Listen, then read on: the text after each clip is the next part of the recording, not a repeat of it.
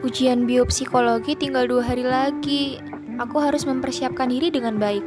Tapi semua ini terasa sangat banyak untuk diingat.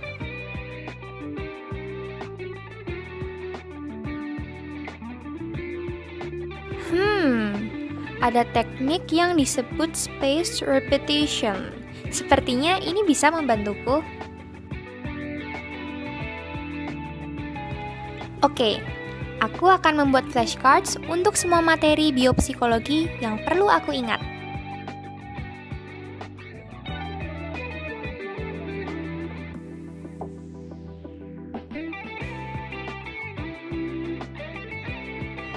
Yang ini mudah, yang ini susah.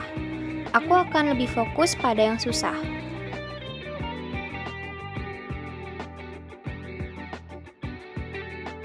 Dengan menggunakan teknik spaced repetition, aku bisa belajar lebih efektif.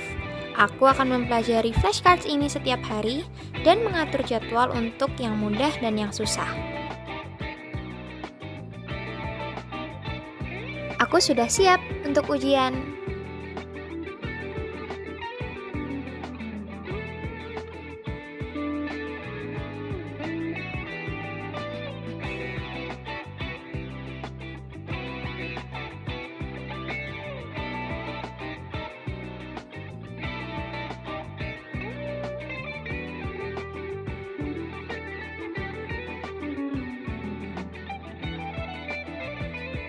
Semua usaha ini terbayar. Spaced repetition benar-benar membantuku mengingat semua materi. Hai semuanya, hari ini aku ingin berbagi tentang teknik belajar yang sangat efektif, yaitu spaced repetition. Spaced repetition adalah teknik pembelajaran yang melibatkan peninjauan kembali materi dalam periode tertentu. Biasanya, kita menggunakan flashcards untuk ini.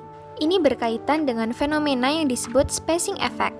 Menurut penelitian, jika kita mempelajari sesuatu dan kemudian meninjau kembali dengan jeda waktu, kita akan belajar lebih baik dibandingkan jika kita mengulangnya dalam waktu yang berdekatan.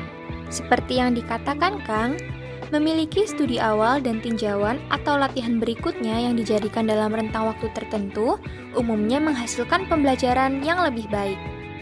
Ebbinghaus mencetuskan forgetting curve, sebuah grafik yang menggambarkan hilangnya informasi yang telah dipelajari seiring waktu. Ia berpendapat bahwa proses ini dapat dikurangi dengan meninjau kembali informasi tersebut dalam beberapa interval selama periode waktu tertentu. Garis melengkung berwarna merah menunjukkan kurva lupa alami, di mana memori dipertahankan dalam hari atau days tanpa proses peninjauan kembali. Lalu ada kurva hijau, yang menunjukkan memori yang dipertahankan dalam hari dengan menggunakan proses peninjauan kembali. Ada beberapa pendekatan dalam melakukan spaced repetition. Mari kita lihat lebih dekat. Pertama, algoritma manual. Kamu mengontrol interval sesuai kebutuhanmu. Ini tersedia di hampir semua aplikasi flashcard online. Kedua, absolute SRS algorithm. Menggunakan jadwal pengulangan tetap berdasarkan algoritma, seperti SM2 dan sistem Leitner yang sangat populer di kalangan mahasiswa.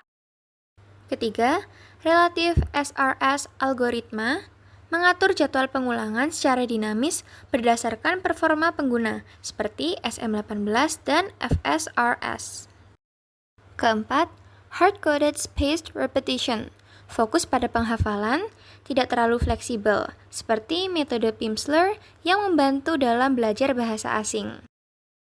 Proses kognitif. Pertama, attention atau perhatian. Fokus pada informasi yang dipelajari. Kedua, encoding. Mengubah informasi menjadi bentuk yang dapat disimpan. Ketiga, storage. Menyimpan informasi dalam memori jangka panjang. Keempat, retrieval. Mengakses informasi dari memori ketika dibutuhkan. Dan yang kelima, spacing effect. Efek psikologis di informasi yang diulang pada interval waktu tertentu lebih mudah diingat daripada informasi yang diulang dalam waktu singkat.